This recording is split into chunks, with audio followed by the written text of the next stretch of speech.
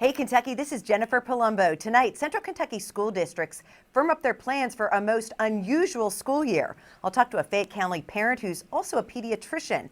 And UK football makes a preseason top 25 list. All that and much more next on Hey Kentucky.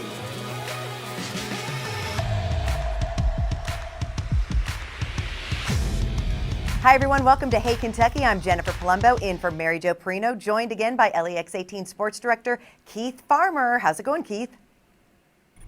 Doing great. Getting a little bit of a break from the heat, but it was still a hot one out there today. Oh, it sure was. Well, while we're awaiting a decision from Fayette County Public Schools on the plan for the fall semester, some other local districts have announced their plans. Franklin County has approved a phased approach. The superintendent says phase 1 will be completely online after the core committee voted unanimously to start virtually on August 26th. Students will be provided a Chromebook and Google Classroom will be the platform. If internet access is an issue, Superintendent Mark Kopp says the district has purchased 130 additional mobile hotspots and that buses equipped with Wi-Fi may be deployed to remote areas of the county. Meanwhile, in Jessamine County, students have two options: in-person learning or a new virtual learning academy, which is different than typical non-traditional instruction. Students will have schedules where they will be meeting regularly with teachers virtually and covering the same content for the traditional classrooms. Leaders in the Jefferson County public school system have finalized their decision for the fall semester. They will start online, Keith, and it's likely that that's what we're going to be hearing here in Fayette County Public Schools as well. It's just too many schools, too many students, and too difficult to figure out how to sort this all out starting in person. You know, I got to thinking about it. We said earlier this week, I would like for my son to go to school, and I know all students are different, but I think I could get behind it if it were the fact that, you know, he has to show up at this class on time for a Zoom with teachers and other students. I'd be better with that maybe, than just a non-traditional, let's just give him all the homework and he does it on his own time. Yeah. Well, Kentucky's Lieutenant Governor is leading a discussion about the state's plans to help school districts reopen their doors this fall. Jacqueline Coleman says the state is dedicated to helping districts make the best decisions possible.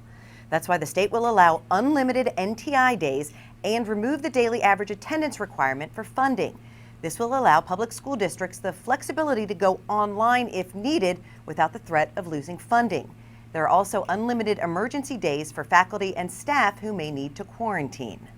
So today I urge Congress and our national leaders to meet this moment so that we can meet the needs of our communities in this unprecedented time. At the heart of every reopening plan should be the health and safety of every child and every adult in the building, as well as every family they go home to at night. Coleman says it's important that teachers' voices are heard as the conversation around how to return to school continues. She says they are the experts. And Keith, this comes our latest numbers here in Kentucky, 518 new coronavirus cases. So we're still up there in the high range, and that's something that they still have to take into consideration as well. Yeah, for sure. And I do like the fact of some of those changes they're making. I think it's great ideas and may help them eventually, ease into doing more in person. But you're right. Right now, we need to be, very vigilant, very careful. And there's a lot of money tied into the attendance aspect of it. So it's also really important that they are, waiving that, because there are probably going to be times when they may have to shut down schools. Yeah, very much so. And again, it's just like she said, it's just we're in a pandemic. So I think it's a great idea to do that part of it as well. Absolutely. Well, the University of Kentucky is releasing more details about its plan to protect students and staff from COVID-19. UK will require masks on campus, and students will have to be tested for the coronavirus, either on campus or by their own doctor. Right now, UK faculty and staff are not required to be tested, although that could change. Students will also receive a health kit when they arrive on campus, including 2 masks and a thermometer. Those thermometers will be used for daily screenings, with the results logged in an app so the university can track COVID cases. As for social distancing, bigger buildings will be used to spread out students.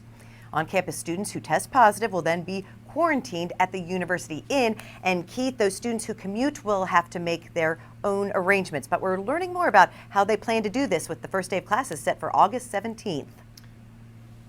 Well, I don't know about you, but it bothers me a little bit that they're asking students to go through so much testing and they're not requiring that for the faculty. I mean, there will be faculty that will be in these classrooms with the students and they're going to their own homes. Who knows where else they're going?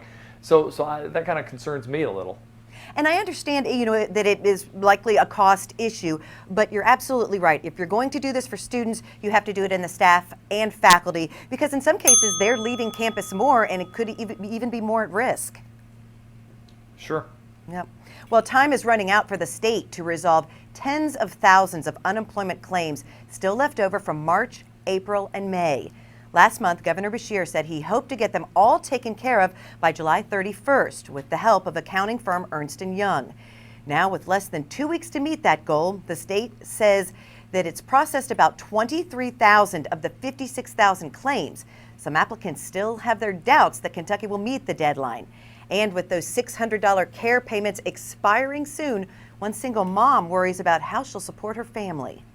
I'm going to only be having $176 a week to survive on with my 2 kids when I've worked hard my whole life in order to provide for them. And Keith, the fact that there are people who were supposed to be getting paid as of March who still have not been paid, it's just unacceptable. And now the state's paying Ernst & Young, so they better get all that done by that deadline of July 31st. I mean, there's still a lot of numbers to go, and this is just so concerning and so disappointing because of cases like the ones we just heard. And you'd like to believe they could put them to the front of the line, over some that maybe still need it, but not as badly as this mother. I just hope they get this done, but again, they're running out of time. That's right.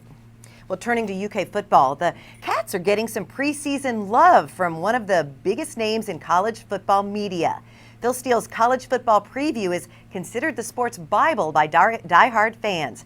This year, Kentucky makes an appearance in his preseason rankings. The Cats are number 21 in Steele's preseason top 25, one of 8 SEC teams on the list. Steele also named 9 Wildcats preseason All-SEC. Keith, UK finally getting some preseason respect, but if this is played with only SEC teams, it's going to be a tough season for the Cats.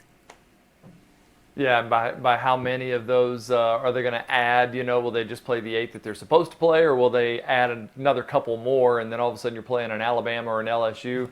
So yeah, it could be a difficult SEC schedule. We always see it though, in the recruiting. They can be way up there in a top 20 situation and be like 10th in the SEC. It's just a brutal league. But high hopes for this year's team, so hopefully Yes. we'll get to see them play. Well, the number of Kentucky children with the coronavirus is climbing. So what's causing the jump in cases? Dr. Beth Hawes is a Lexington pediatrician and a parent. I'll talk to her about what she's seeing in COVID-19 patients and how to get students back in school safely. That's next on Hey Kentucky.